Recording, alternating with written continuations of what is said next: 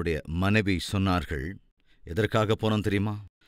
பெற்ற பிள்ளைகளை விட்டுவிட்டு, அவர்களை நேசிக்க வேண்டிய பொறுப்பை கூட விட்டுவிட்டு, அந்த மக்களுக்கு நடுவே சென்று அந்த நரக வேதனையை எதற்காக அனுபவித்தோம் தெரியுமா? எதற்காக அனுபவிக்கிறீர்கள்?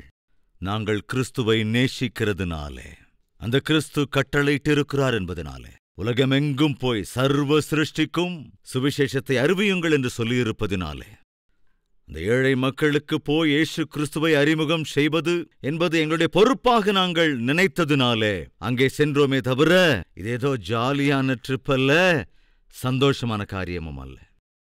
என்னுடைய கேள்வி, உன்னுடைய கிறிஸ்துவின் அன்பு பலவந்தப்படுத்துகிறதா? உனக்குள் இருக்கிற கிறிஸ்துவின் அன்பு உன்னை ஏதாவது தியாகம் செய்யும்படியாக வழிநடத்துகிறதா? அவர்கள் பிள்ளைகளையே விட்டுவிட்டு போனார்கள். இப்படி தியாகம் செய்து அவர்கள் ஓடினார்கள். தேவனை அறியாத ஏழைகளுக்கு மத்தியில் போய் கிறிஸ்துவின் அன்பை பகிர்ந்து கொடுக்க வேண்டும். நீ என்ன தியாகம் செய்கிறாய்? கிறிஸ்துவின் அன்பை கிரியைகளில் காண்பிப்பதற்காக நீ என்ன தியாகம் செய்து கொண்டிருக்கிறாய்? இப்பொழுதும் இந்த வார்த்தையை கேட்கிற சகோதரனே, சகோதரியே, நீ தேவனை நேசிக்கிற நபராயிருந்தால் கட்டாயமாக அவருடைய கட்டளைகளுக்கு நீ கீழ்ப்படிவாய். அவருடைய கட்டளை என்ன? நீங்கள் உலகமெங்கும் செல்லுங்கள், சென்று சுவிசேஷத்தை பிரசங்கியுங்கள், தேவன் நீங்கள் இருக்கிற இடத்துல எனக்கு சாட்சிகளாய் வாழுங்கள். என்னுடைய கேள்வி, இந்த கட்டளை உன்னுடைய வாழ்க்கையிலே நிறைவேறுகிறதா? அன்பு என்பது உன்னுடைய வாழ்க்கையிலே உன் கிரியைகளில் காணப்படுகிறதா?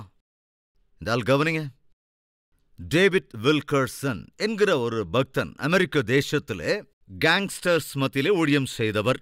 கேங்ஸ்டர்ஸ் என்றால் கருப்பினத்து கேங்ஸருக்கும் வெள்ளைக்காரர் கேங்ஸருக்கும் ரெண்டு கூட்டத்தார் எப்போதும் அடிச்சுட்டு சாவாங்க. இந்த கருப்பினத்தவர் வெள்ளையினத்தவர் கேங்காக தயாராகி குரூப்பாக பிரிந்து ஒருவரை ஒருவர் அடித்துக் கொள்ளுகிற போது அவர்கள் மத்தியில் நின்று அவர்களுக்கு சுவிசேஷத்தை அறிவித்தவர் அவர்.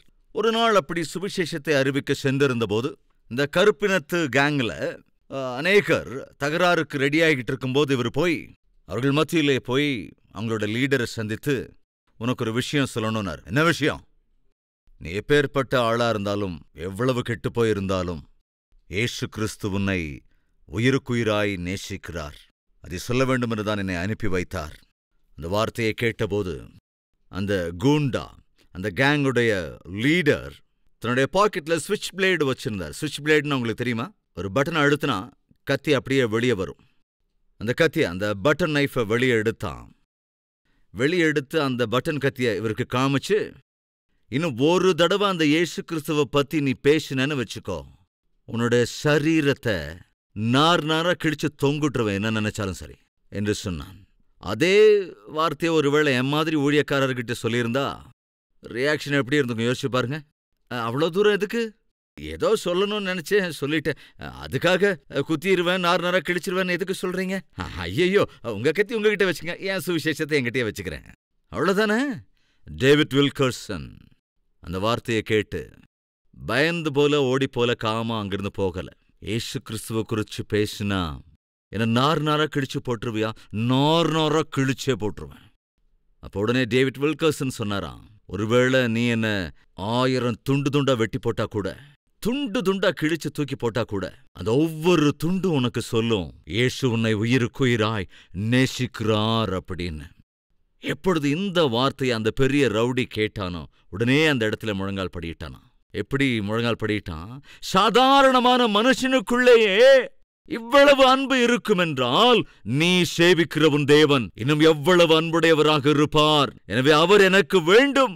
நீ தேவனை பெற்றிருப்பாய் என்றால் உனக்குள் முதலாவதாக அவருடைய அன்பு காணப்படும். முதலாக காணப்படுகிற அந்த புஷ்பம் என்பது அல்லது கனி என்பது அன்பு. அதனால தாங்க கேட்கிறேன், உன்னை பார்த்து எப்பவாவது எவராவது ரொம்ப அன்புள்ளவருங்க, ரொம்ப அன்புடையவங்க அப்படின்னு சொல்லியிருக்காங்களா? சொல்ல முடிந்திருக்கிறதா? தயவு செய்து யோசித்துப்பார். ஜெபிக்கலாமா? எல்லோரும் ஒருமனப்பட்டவர்களாக.